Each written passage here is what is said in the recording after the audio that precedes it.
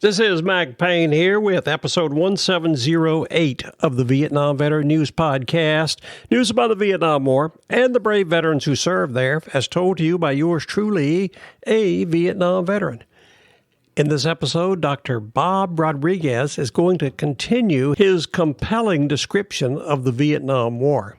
He's going to pick up the story with the death of President Kennedy and with Lyndon B. Johnson assuming the presidency and how he handled the Vietnam War.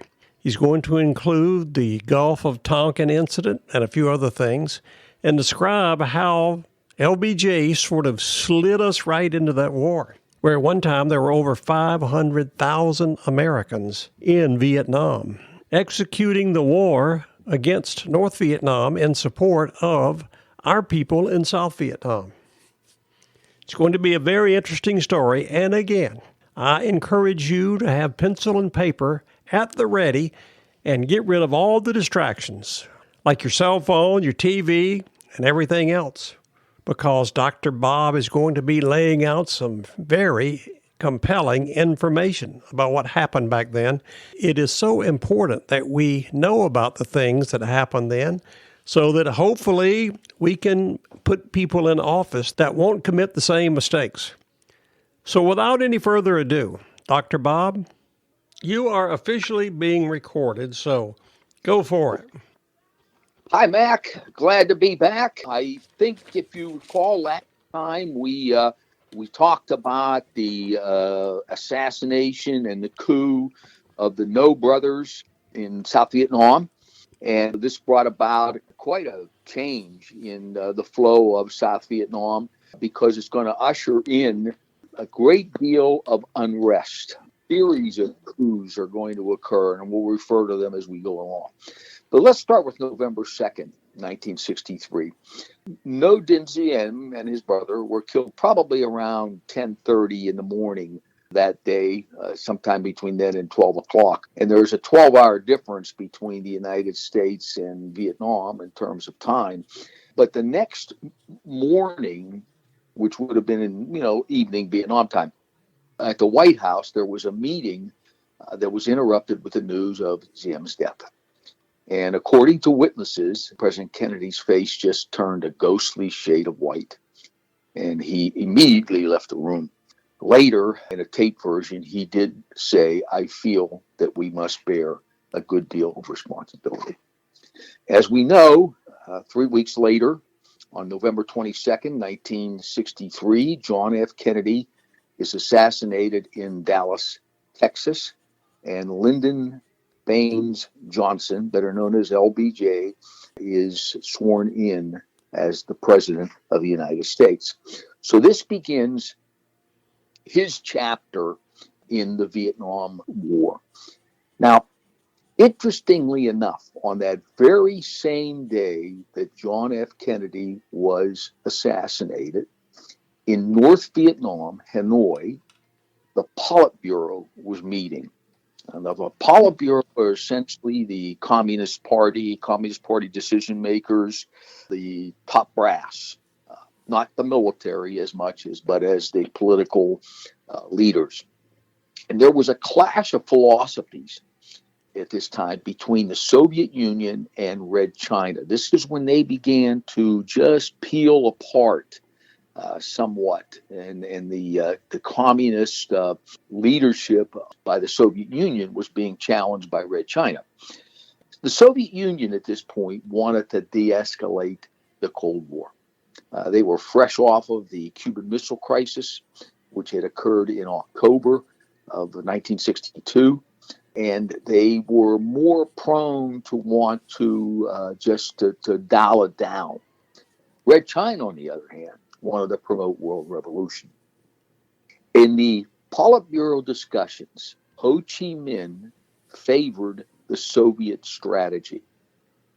But he had a competitor, a younger man that we at the time, the United States, did not know much about. It's only kind of come out in the aftermath.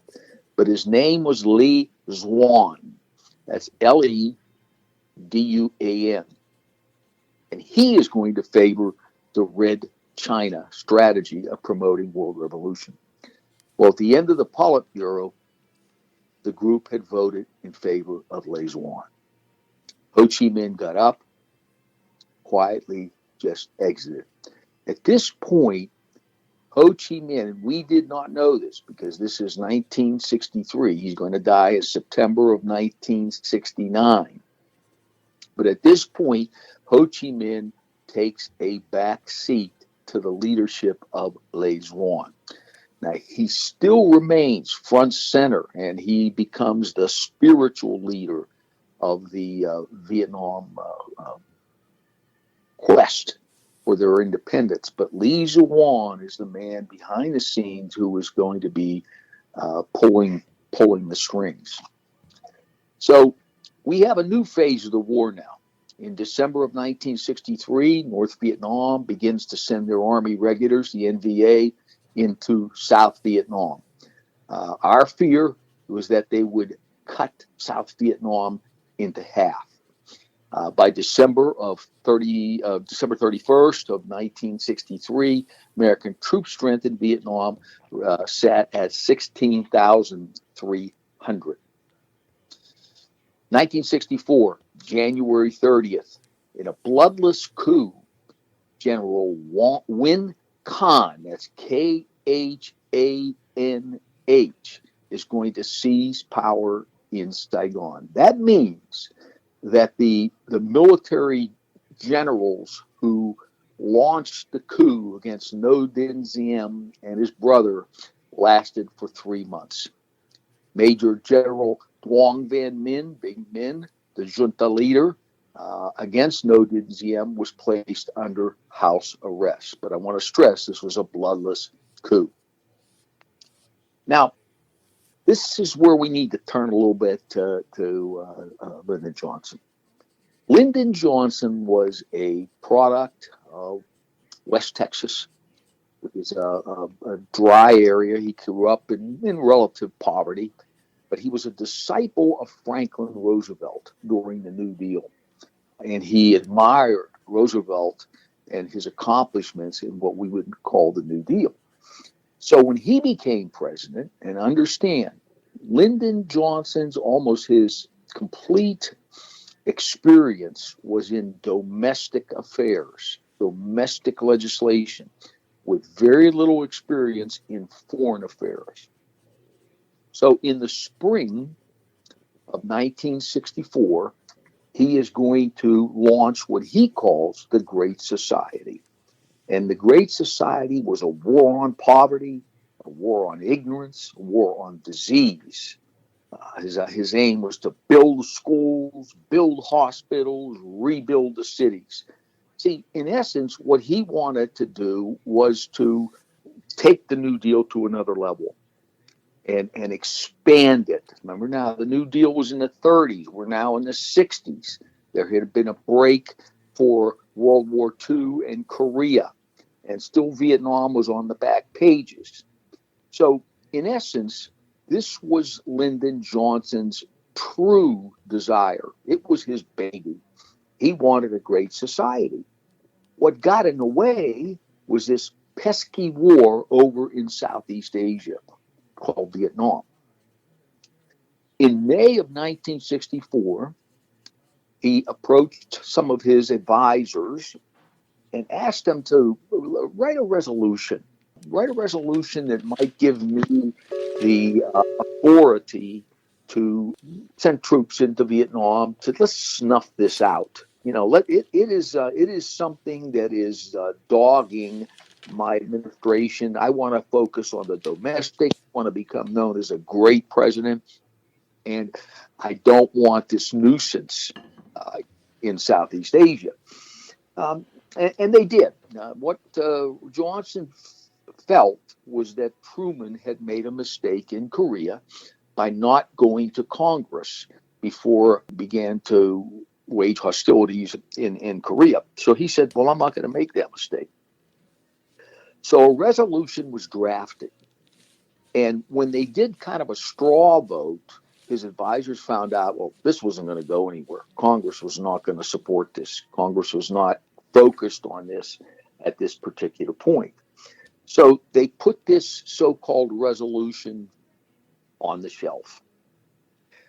In June of 64, a change is made in military leadership in Vietnam.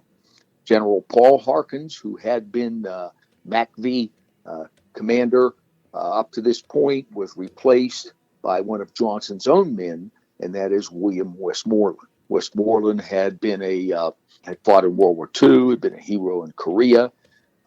He was tall. He looked like the perfect soldier, and he was poised for this leadership in Vietnam. So he does replace Paul Harkins. Then in August of 1964, we have a very pivotal event. It's known as the Gulf of Tonkin incident. The Gulf of Tonkin is off of North Vietnam. It is in a kind of an extension of the South China Sea, but because it curves around North Vietnam, it is referred to as a gulf. Well, on August 1st into August 2nd, 3 North Vietnamese PT boats fired torpedoes at the American ship, the USS Maddox, which was a destroyer located in the international waters off the coast of the Tonkin Gulf. This was about 30 miles off the coast. The attack came after 6 months of covert U.S. and South Vietnamese activities, naval operations, along North Vietnamese islands in the Gulf of Tonkin. These were covert actions directed by the CIA. So when they attacked these 3 North Vietnamese PT boats, we responded, of course, and we left one of them dead in the water and the other 2 limped back to shore. Now, 2 days later, on August 4th, a second attack occurred, supposedly, and I'm going to use the word supposedly or allegedly. It was reported that there was an attack, but there was some uncertainty because in war, oftentimes, truth is the first casualty. So it became a question, what were they referring to in this second attack? Was it depth charges? Was it some of the weather exception on the radar? Or were they confused by the first attack, which had occurred 2 days earlier? Now, just a little trivia, okay? The Rear Admiral on the USS Maddox, his name was George Stephen Morrison. His son was Jim Morrison of the Doors. And the Doors were a particularly popular group at the time. Jim Morrison was considered a genius in music, and Jim Morrison moved to Paris, and eventually he overdosed. But if you look at the 2 pictures side by side, and you see Dad in his naval uniform and Jim Morrison with his long bushy hair, it's quite a contrast. So Johnson, now when you receive information like this, and you are the man in power or the person in power, sometimes you act quickly to avoid any falling behind. So what Johnson did is he pulled that resolution off of the shelf as his advisor has constructed back in May and presented it to Congress. And essentially this was the Gulf of Tonkin Resolution, August 7th, 1964. And to quote from it, it authorized President Johnson to, quote, take all necessary measures to repel any armed attack against forces of the United States and to prevent further aggression. Well, essentially what it would allow Lyndon Johnson to wage all-out war against North Vietnam without an official declaration of war. The resolution just sped through Congress. The House voted for it unanimously, and in the Senate it was voted by an 82-2 margin. And it was engineered, or it was kind of navigated to the Senate by William Fulbright of Arkansas, who Johnson had, got him to pretty much be the man who was going to navigate the bill through the Senate. Now, the Senate had two individuals who voted against the resolution. They were Senators Wayne Morse of Oregon and Ernest Gruening of Alaska. Gruening had pretty much kind of had the reputation of being a maverick. When everyone would vote yes, he would vote no. Now, but Morse really faced a moral dilemma. I'm going to play you just a small piece of what Wayne Morse said, why he voted against the Gulf of Tonkin resolution. Being in the minority never proves that you're wrong. In fact, history is going to record that Senator Gruening and I voted in the interest of the American people this morning when we voted against this resolution. I'd have the American people remember what this resolution really is. It's a resolution which seeks to give the President of the United States the power to make war without a declaration of war. So Morse was very bothered, by the Tonkin Gulf resolution. He went on to say, in a very prescient, that this would lead to the deaths of thousands and perhaps tens of thousands of young Americans. And as I said, very prescient in that. In 1966, I'm just going to jump here a little bit, William Fulbright, who navigated that bill through Congress, had second thoughts. And he wrote a very powerful book called The Arrogance of Power. Interestingly enough, I have it in my own library, and if you read it, you can see, even though he wrote it in 1966, it could have applicability in 2020.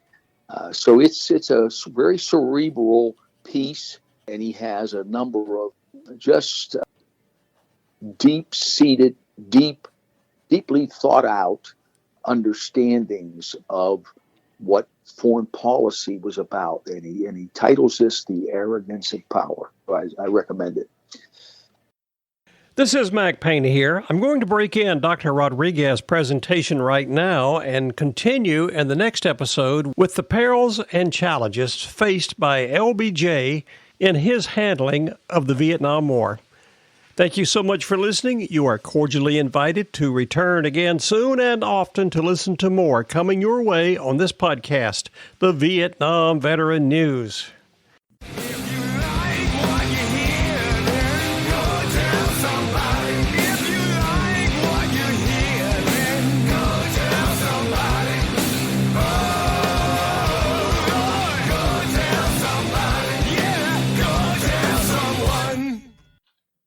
How about that? Ain't that a mess?